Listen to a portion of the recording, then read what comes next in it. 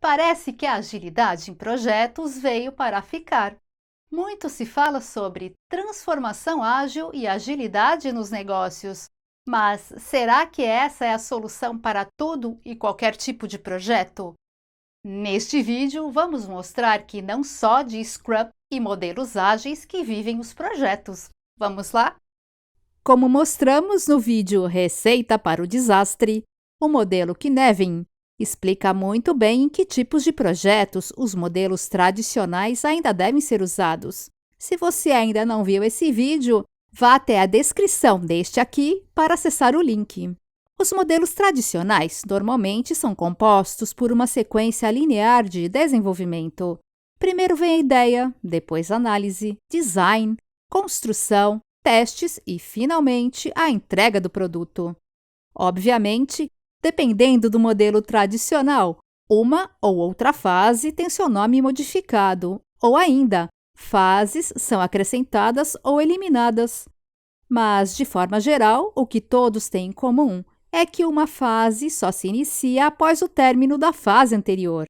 Esses modelos são também chamados de cascata ou waterfall, porque a fase seguinte sempre estará depois da anterior e nunca vai voltar para trás, como as águas de uma cachoeira. Estes modelos são altamente prescritivos, ou seja, têm foco em planos detalhados definidos ou prescritos no princípio do projeto. E tais planos incluem custo, escopo e um cronograma muito bem detalhado. Mudanças são geralmente indesejadas. O modelo cascata tem sido usado há séculos na construção civil e sempre com resultados muito satisfatórios. Como exemplo, podemos imaginar a construção da minha casa dos sonhos e que faríamos assim. Fase análise. É uma lista com o que eu quero que essa casa tenha. Então, a minha casa dos sonhos vai ter no segundo andar 3 suítes com banheiras de hidromassagem. No primeiro andar, quero uma cozinha americana e uma sala com portas de correr, que se abram para o espaço da piscina e churrasqueira. Sonhar realmente não custa nada.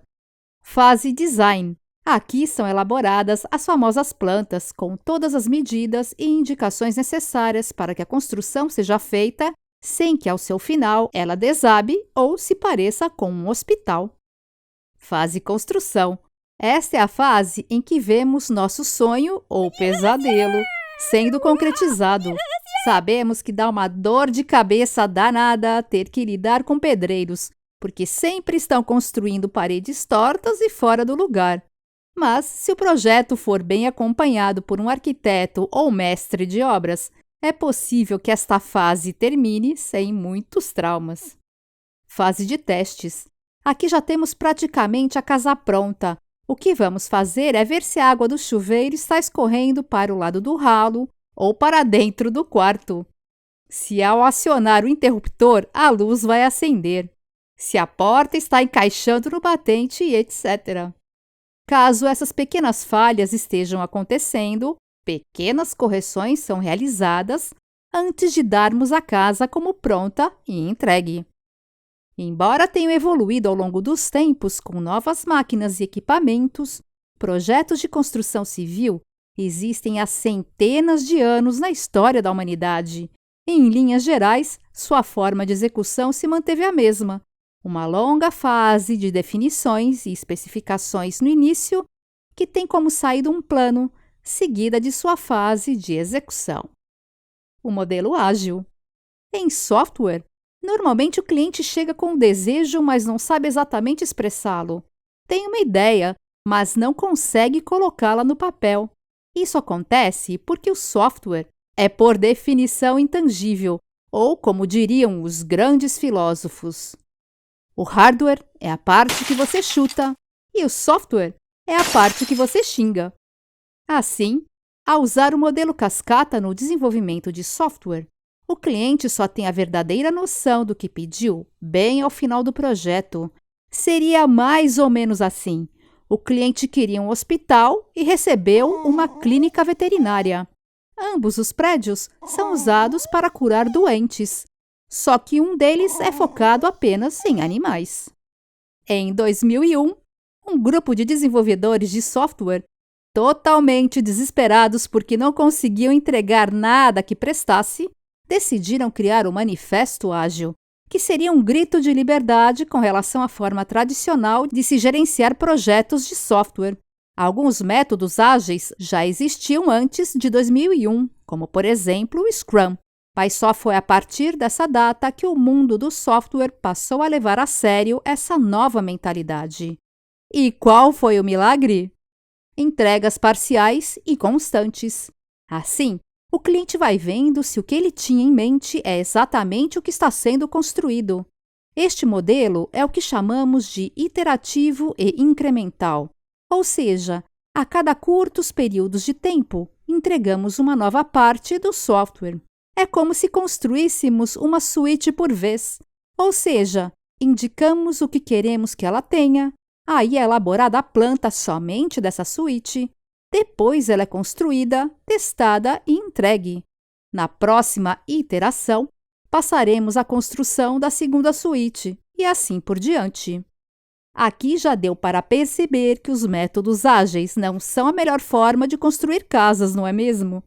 Mas, sem dúvida, é o melhor método para o gerenciamento de projetos que tem o escopo volátil e complexo de ser definido logo no início.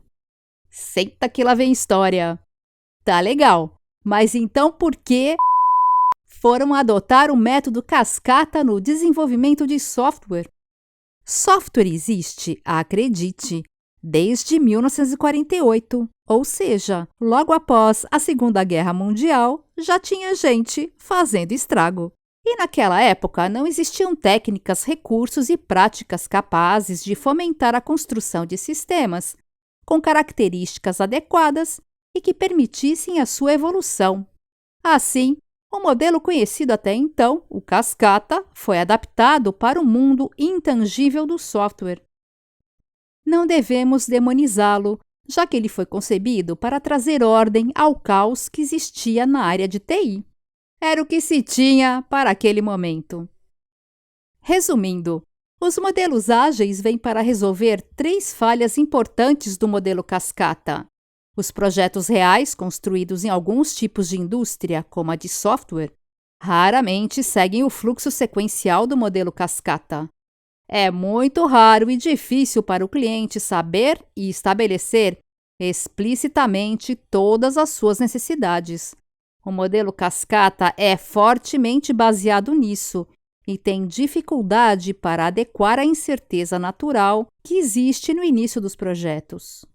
O cliente precisa ter muita paciência, o que raramente acontece. Uma versão pronta para ser executada não estará disponível até estarmos bem próximos ao final do projeto. E se tivermos um erro grave de definição nas etapas iniciais, podemos ter um resultado desastroso, ou seja, o cliente se recusará a aceitar o produto e meses de trabalho terão sido jogados fora. Então, ficou claro em que tipos de projetos o modelo ágil é o ideal?